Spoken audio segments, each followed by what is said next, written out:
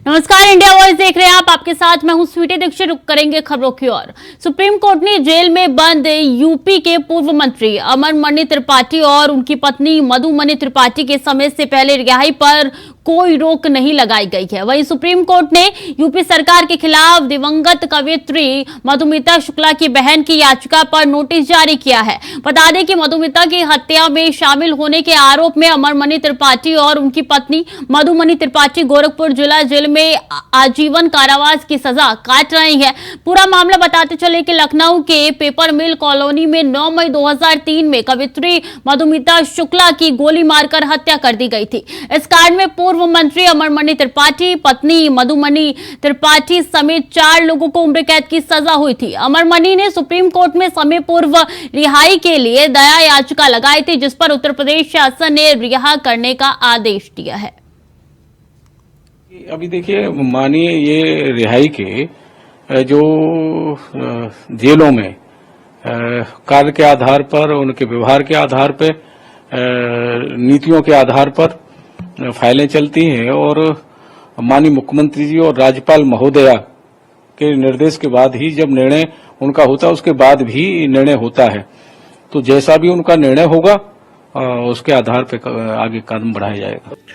देखिए, ये जिस तरीके का प्रकरण है और ये सरकार बेटी बचाओ बेटी पढ़ाओ का नारा देती है और जो लोग बेटियों की हत्या में बंद हैं, जो सजा याफ्ता है और इतने जघन्य अपराध में शामिल हैं, उनको निश्चित तौर से इस तरीके से छोड़ना मैं समझता हूं कि ये उचित नहीं होगा।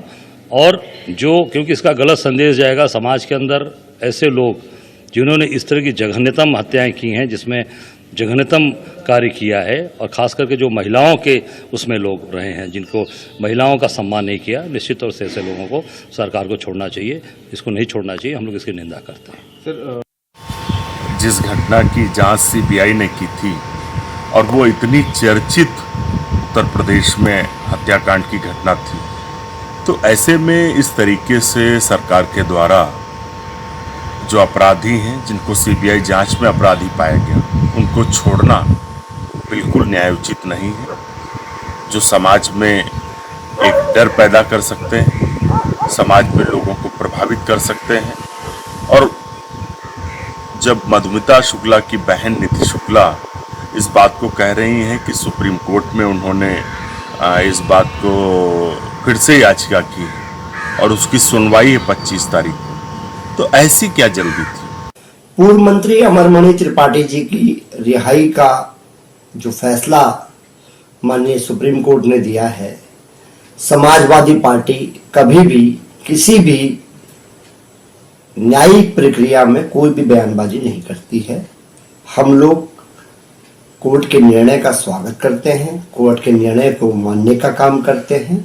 हम लोग इस देश की न्यायपालिका में विश्वास करते हैं, इसलिए जो कोर्ट ने निर्णय दिया है, हम उसको फैसले का स्वागत करते हैं। और कांग्रेस नेता राहुल गांधी लद्दाख दौरे पर है। उन्होंने शुक्रवार को करगिल में जनसभा को संबोधित किया। इस दौरान राहुल गांधी ने कहा कि लद्दाख एक रणनीतिक जगह है। यहां आने पर खासतौर पर मैं जब पैंगोंग झील पर था, एक बात साफ है कि चीन ने भारत की जमीन ली है। हजारों किलोमीटर जमीन चीन ने छीनी है। उन्होंने आगे कहा कि लेकिन ये दुख की बात है कि विपक्ष की बैठक में पीएम मोदी ने कहा कि हिंदुस्तान का 1 इंच किसी ने नहीं लिया है, लेकिन ये सरासर झूठ है। लद्दाख का हर व्यक्ति जानता है कि चीन ने हिंदुस्तान की जमीन ली है और पीएम झूठ बोल रहे हैं। कन्याकुमारी से हम कश्मीर तक चले थे। यात्रा को हमने भारत जोड़ो यात्रा नाम दिया था और हमारा लक्ष्य जो बीजेपी और आरएसएस देश में नफरत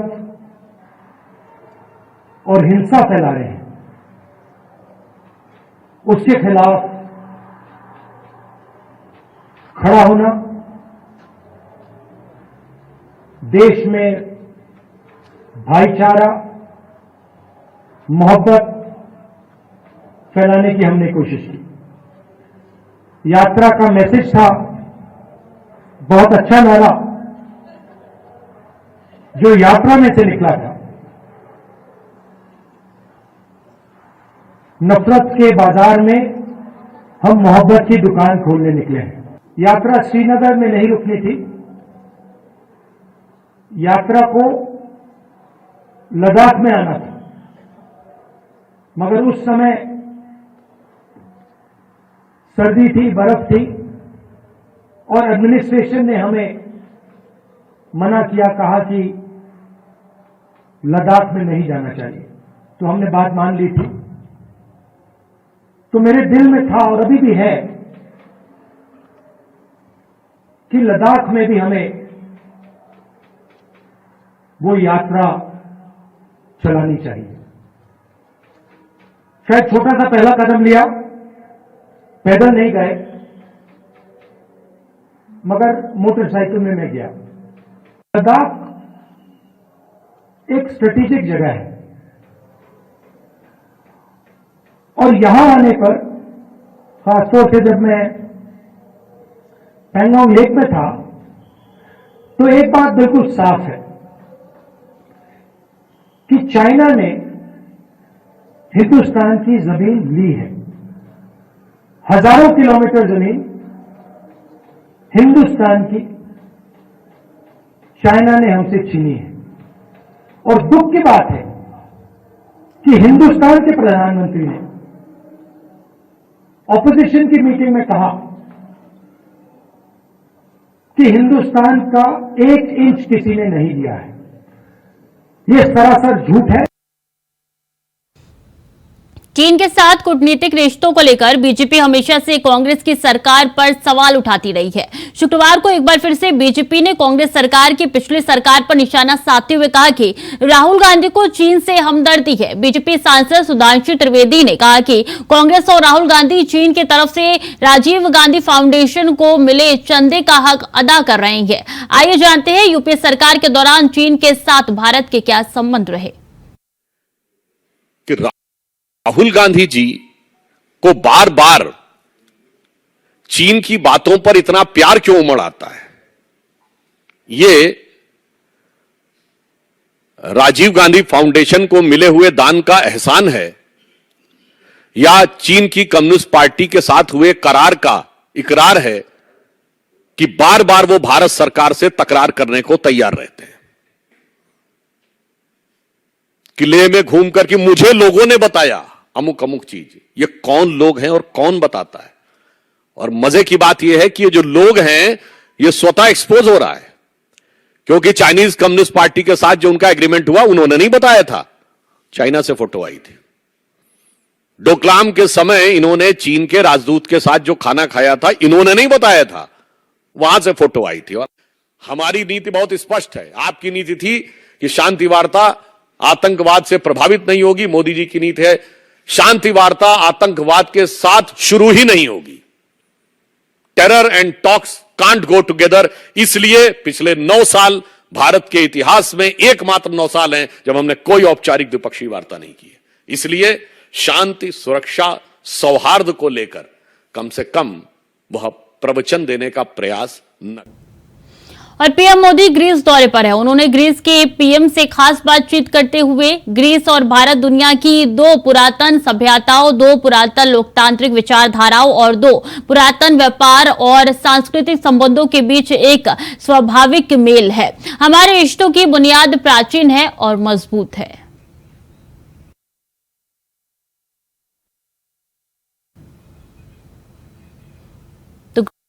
प्रधानमंत्री है और ऐसे में ग्रीस पहुंच के उन्होंने ग्रीस और भारत ये एक स्वाभाविक मिलन है। विश्व की 2 पुरातन सभ्यताओं के बीच, विश्व के 2 पुरातन लोकतांत्रिक विचारधाराओं के बीच और विश्व के पुरातन व्यापारिक और सांस्कृतिक संबंधों के बीच। फ्रेंड्स, हमारे संबंधों की नींव जितनी प्राचीन है उतनी ही मजबूत है। विज्ञान, कला और संस्कृति सभी विषयों में हमने एक दूसरे से सीखा है। आज हमारे बीच जियोपॉलिटिकल 40 वर्षों के लंबे अंतराल के बाद भारत के किसी प्रधानमंत्री का ग्रीस आना हुआ है। फिर भी ना तो हमारे संबंधों की गहराई कम हुई है, ना ही रिश्तों की गर्मजोशी में कमी आई है।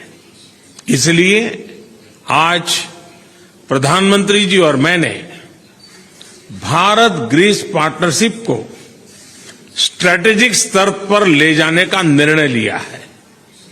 हमने तय किया है कि हम डिफेंस एंड सिक्योरिटी, इंफ्रास्ट्रक्चर, कृषि, शिक्षा, न्यू एंड इमर्जिंग टेक्नोलॉजी और स्किल डेवलपमेंट के क्षेत्रों में अपने सहयोग को बढ़ाकर अपनी स्ट्रेटेजिक पार्टनरशिप को। और प्रधानमंत्री नरेंद्र मोदी ग्रीस के एक दिन के दौरे के लिए एथेंस पहुंचे। यहां सड़कों पर बड़ी संख्या में प्रवासी भारतीय उनका स्वागत करने पहुंचे। भारतीय समुदाय ने ढोल नगाड़ों से पीएम मोदी का भव्य स्वागत किया। पीएम मोदी ने लोगों से मुलाकात की। चलिए अब आपको 2 तस्वीरें दिखाते हैं, जिसमें पहली तस्वीर प्रधानमंत्री मोदी के पहुंचने की, तो वहीं दूसरी तस्वीर भारतीय समुदाय के लोगों से मिलते दिखाई देगी। तो ग्रीस पहुंचे हैं प्रधानमंत्री, ऐसे में एथेंस के यहां पे पहुंचे हैं। 1 दिवसीय इनका ये पूरा दौरा है और ऐसे में देखिए कितनी भारी संख्या में भारतीय समुदाय के लोग यहां पे पहुंचे हैं। पीएम मोदी का भव्य स्वागत करने के लिए वहां पे पहुंचे हैं, जहां की 2 तस्वीरें आप तक पहुंचा रहे हैं। जहां पहली तस्वीर में स्वागत करते हुए लोग दिख रहे हैं, तो दूसरी तस्वीर में देखिए कि भारतीय समुदाय के लोग वहां पे पहुंचे हैं और पीएम मोदी को किस तरीके से हाथ हिलाकर स्वागत जताते हुए दिखाई दे रही हैं। और चारा घोटाले मामले में भी लालू प्रसाद यादव की जमानत के खिलाफ सीबीआई के सुप्रीम कोर्ट जाने पर बिहार के मुख्यमंत्री नीतीश कुमार का बयान सामने आया है। नीतीश ने कहा है कि उन्हें बेवजह परेशान किया जा रहा है। केंद्र में बैठे लोग सभी को परेशान कर रहे हैं। खिलाफ सीबीआई गई है सुप्रीम कोर्ट, उनकी जमानत। अरे वो तो ऐसे ही बेचारे को तंग कर रहा है, वो तो जानबूझ करके न तंग करता है। अब देखते नहीं हैं जो सेंटर में आजकल हैं वो सबको तंग ही न कर रहे हैं जी। किसी को छोड़ रहा है, सबको तंग कर रहा है, तो छोड़िए ना, सब कोई मतलब शिक्षा का सीबीआई में भी करवाएंगे जातीय जनगणना। वो तो ठीक भी है। आप जान लीजिए बिहार वाला जो कुछ भी पब्लिश हो जाएगा ना, तब सब लोग इसको एनालाइज करेंगे, देखेंगे। उसके बाद कई जगह तो लोग करना ही चाहते हैं, अनेक राज्यों में करना चाहते हैं। तो ये मॉडल अगर बहुत हम इसलिए शुरू से तय कर दिए हैं, तो उसी तरह से ऐसे ही अचानक किसी चीज को घोषित नहीं, हर चीज के साथ घोषित कर दो, तब ना कोई जानेंगे। तो इसी तरह से सब जगह करेंगे तो सबके हित में ना होगा जी। और मुरैना में एक रैली को संबोधित करते हुए मध्य प्रदेश कांग्रेस अध्यक्ष और पूर्व सीएम कमलनाथ ने प्रदेश की शिवराज सरकार पर निशाना साधते हुए कहा कि आज मध्य प्रदेश घोटाला प्रदेश, भ्रष्टाचार प्रदेश बन गया है और अगर आप यानी कि जनता भ्रष्टाचार के शिकार नहीं है तो आप भ्रष्टाचार के गवाह हैं। क्या तस्वीर मध्य प्रदेश की है। आज ये मध्य प्रदेश नहीं, घोटाला प्रदेश है, घोटाला प्रदेश है, ये मध्य प्रदेश है, भ्रष्टाचार प्रदेश है। 50% का तो आपने सुन लिया ना, हर चीज में पैसे दो, काम लो। 50% के तो रोज अनेक पत्र आ रहे हैं। ये आज भ्रष्टाचार की व्यवस्था बनाई है और आप अगर भ्रष्टाचार के शिकार नहीं हो तो आप भ्रष्टाचार के गवाह हैं। सही बात है। हंगरी की राजधानी बुडापेस्ट में वर्ल्ड एथलेट चैंपियनशिप 2023 आयोजित की जा रही है। नीरज चोपड़ा ने वर्ल्ड एथलेट चैंपियनशिप के फाइनल में जगह बना ली है। उन्होंने पेरिस ओलंपिक के लिए भी क्वालिफाई कर चुके हैं। नीरज चोपड़ा ने अपने पहले ही प्रयास में 88.77 मीटर दूर भाला फेंका और फाइनल में जगह बना ली है। बता दें कि भारत ने आज तक इस चैंपियनशिप में गोल्ड मेडल नहीं लिया है। तो देखिए कि नीरज चोपड़ा जो है उन्होंने क्वालिफाई कर लिया है और आगे उन्होंने फाइनल में जगह बना ली है। और इससे पहले भी नीरज चोपड़ा गोल्ड मेडल लेके आए थे। एक बार फिर से गौरवान्वित करने वाला पल जो है नीरज महसूस करा रहे हैं भारत को। योगी के बुलडोजर का नाम सुनकर अपराधियों में जहां खौफ है, तो वहीं अब योगी का बुलडोजर पुलिस के थाने पर भी चलता दिखाई दे रहा है। दरअसल यूपी के हरदोई में शाहबाद थाने की पुलिस ही भूमाफिया निकली, जहां अवैध रूप से कब्जा कर बनाए गए थाने के भवन पर ही बुलडोजर चलाया गया। आपको बता दें कि कोतवाली शाहबाद में मुंसिफ न्यायालय की जमीन पर अवैध रूप से कब्जा कर बनाए गए थे और ऐसे में कोतवाली भवन का आधा हिस्सा न्यायालय के आदेश पर बुलडोजर से गिरा दिया गया। इस मौके पर एसडीएम, तहसीलदार, अधिशासी अधिकारी और प्रभारी निरीक्षक मौजूद रहे। मुंसिफ न्यायालय संचालन की प्रक्रिया तेजी के साथ प्रारंभ की गई और जिला जज राजकुमार सिंह ने मुंसिफ न्यायालय के भवन का निरीक्षण किया था और राजस्व विभाग की टीम के जरिए मुंसिफ न्यायालय की जमीन की पैमाइश कराई गई थी। साथ ही मुंसिफ न्यायालय प्रारंभ होने की कवायद तेजी के साथ चल रही है। जल्द ही यहां पर मुंसिफ न्यायालय की स्थापना हो जाएगी, जिससे अधिकारियों और वकीलों को काफी राहत मिलेगी। ये मुंसिफ कोर्ट के लिए जमीन अलॉट की गई थी, ग्राम सभा की जमीन, तो उस मुंसिफ कोर्ट का निर्माण होना है। तो जो ये थाना शाहबाद है, इससे पूर्व से ही बना हुआ है, कुछ हिस्सा इसका मुंसिफ कोर्ट की जमीन में आ रहा था। मुंसिफ कोर्ट के लिए बाउंड्री उनको निर्माण करना था, तो इसलिए जितना हिस्सा थाने का आ रहा था वो माननीय उच्च न्यायालय के आदेश के क्रम में एसडीएम द्वारा तोड़वा के हटवा दिया गया। अब मुंसिफ कोर्ट से बाउंड्री करनी।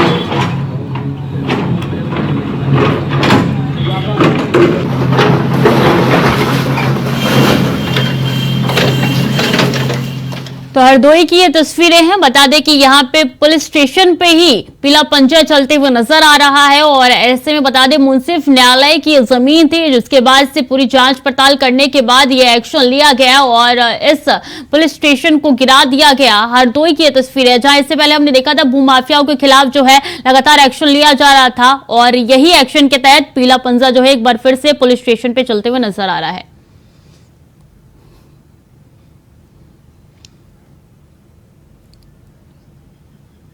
इसी खबर पर ज्यादा जानकारी के साथ आनंद त्रिवेदी हमारे साथ जुड़ चुके हैं। आनंद, इससे पहले हमने देखा था कि किस तरीके से माफियाओं पे पीला पंजा चलता था, अब तो तस्वीर ही कुछ और बयां कर रही है। जी बिल्कुल, आपको बता रहे हैं कि ये शाहबाद थाना क्षेत्र का जो शाहबाद है, वहाँ पे देखिए थाने की कुछ जो हिस्सा है जहाँ पे महिला हेल्प डेस्क बना हुआ था, वो हिस्सा वो कोर्ट की जमीन पे आ रहा था, इसीलिए उस पे बुलडोजर चलाएगा। हालांकि हाँ, एक चीज आपको और बता दें कि जैसे अतीक अहमद और मुख्तार अंसारी जैसे माफियाओं के ऊपर बुलडोजर चलाया। हालांकि यहाँ जो थाने पर भी पुलिस का कब्जा था, वो जमीन जो थी वो कोर्ट की थी, न्यायालय की जमीन थी, इसलिए योगी का बुलडोजर उस जमीन पर भी चलाया। आपको बता दें एडीएम के आदेश पर ये बुलडोजर चलाया गया है। जब ये निर्माण हो रहा था पुलिस स्टेशन का, क्या उस समय नहीं पता था कि ये मुंसिफ न्यायालय की जमीन है? देखिए, ये निर्माण की अगर बात करें तो निर्माण ये आज का नहीं है, कई साल पहले का है निर्माण, लेकिन उस वक्त का कोई जानकारी नहीं थी। जब अब जानकारी हुई है तब ये पता चला है कि ये कोर्ट की जमीन है, इसीलिए उसके ऊपर बुलडोजर चलवाया गया है जिनके आदेश पर। इसके आगे की क्या कुछ प्रक्रिया होगी आनंद? देखिए, अभी जो महिला हेल्प डेस्क बना हुआ था वो तोड़ा गया है, उसको कहीं और जगह देख के बनाया जाएगा। आगे का अभी यही चल रहा है कि और भी जो जगह देखी जा रही है, यहाँ कोई सरकारी जमीन है या कोर्ट के पर्सन की जमीन में उसमें आ रहा है तो उसके ऊपर भी अगर कोई भूखंड बना हुआ है तो उस पर भी योगी का बुलडोजर चलेगा। कहा जा रहा है यहाँ पे न्यायालय का निर्माण होगा, इससे बहुत ज्यादा राहत वकीलों को और जजों को मिल जाएगी। इसके बारे में क्या कुछ जानकारी है आपके पास? जी बिल्कुल, वहाँ पे निर्माण तो होगा, लेकिन अभी निर्माण होने की कोई बात नहीं है कि कब तक शुरू होगा, ये अभी नहीं है, लेकिन निर्माण होगा, ये बात बिल्कुल सही है। वकीलों को तो राहत मिलेगी।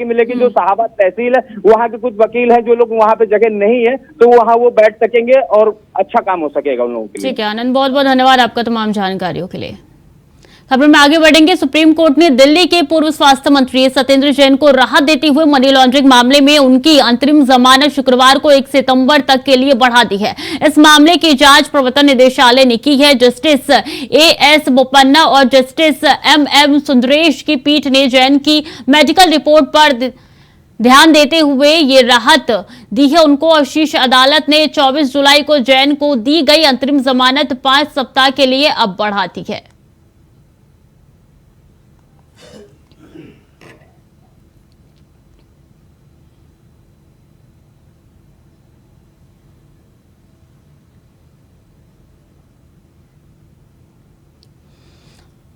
और हापुड़ में एक दुकान मालिक की दबंगई और पुलिस की एक तरफा कार्रवाई से परेशान होकर एक शख्स ने आत्महत्या करने की कोशिश की है, जिसको इलाज के लिए अस्पताल में भर्ती कराया गया है। जानकारी के मुताबिक पीड़ित एक दुकान को किराए पर लेकर काम करता था। दुकान मालिक का आरोप है कि उस पर 6 लाख का बकाया था, जिसको लेकर दुकान मालिक ने उसका सारा सामान दुकान से बाहर फेंक दिया और दुकान पर ताला जड़ दिया, जिसके बाद पीड़ित दुकान के सामने धरने पर बैठ गया। आरोप है कि जानकारी लगते ही मौके पर पहुंची पुलिस ने उल्टा पीड़ित को ही धक्का मारकर भगा दिया, जिससे परेशान होकर शख्स ने आत्महत्या करने की कोशिश की।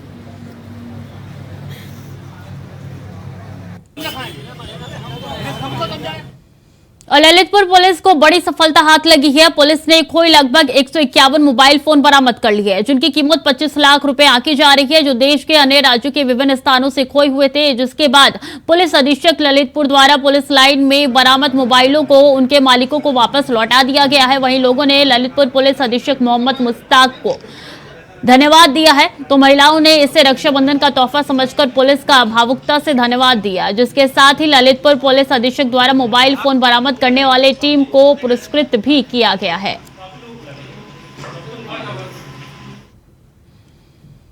बलिया के एसओजी और थाना भीमपुरा की संयुक्त पुलिस टीम को बड़ी सफलता हाथ लगी है, जहां अंतर जनपदीय गिरोह के 4 वाहन चोर को गिरफ्तार कर लिया गया है। आपको बता दें, मुखबिर की सूचना पर बरौली से चिउटापुर जाने वाली नहर पुलिया पर चोरों का गिरोह मौजूद है, जो किसी घटना को अंजाम देने की साजिश कर रहे थे। तो वहीं इस सूचना पर थाना भीमपुरा और एसओजी ने एक चेकिंग अभियान शुरू किया, जहां पूछताछ के दौरान चारों आरोपियों को और पुलिस ने उन आरोपियों को गिरफ्तार कर लिया जो भाग रहे थे।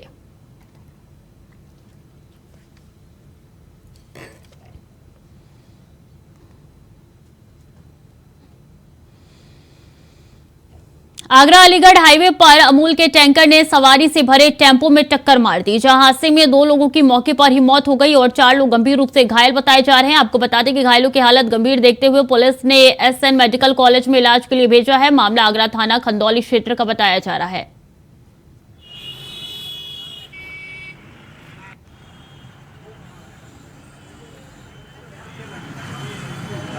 तो टैंकर और टेम्पो की जोरदार टक्कर हुई है और इसके बाद से बता दें कि पुलिस मौके पर पहुंची है। आगे की जांच पड़ताल में जुट गई है कि किसी की कमी निकल के यहाँ पे सामने आ रही है। 2 लोगों की जान भी चली गई है। कानपुर में एक किसान की 2 दिन पहले हुए हत्या का खुलासा हुआ है, जहां सतेजी थाना पुलिस ने हत्या का खुलासा कर लिया है। आपको बता दें कि आपसी विवाद से गांव के ही 2 सगे भाइयों ने किसान की हत्या कर दी थी, जहां दोनों भाइयों ने गला दबाकर किसान को मौत के घाट उतार दिया। पुलिस ने दोनों हत्या के आरोपियों को गिरफ्तार कर जेल भेज दिया है। डीसीपी साउथ रविंद्र कुमार ने प्रेस वार्ता कर इसकी जानकारी दी।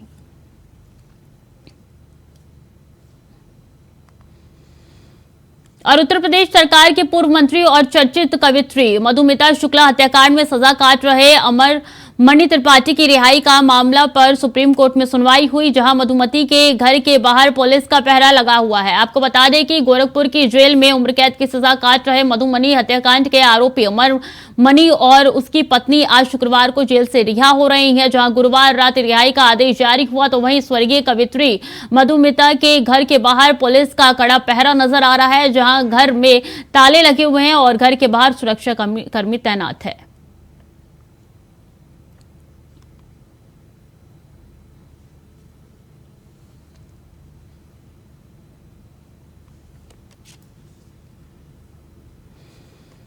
तो फिलहाल के लिए बुलेटिन में इतना ही। खबरें लगातार जारी है, देखते रहिए इंडिया वॉइस।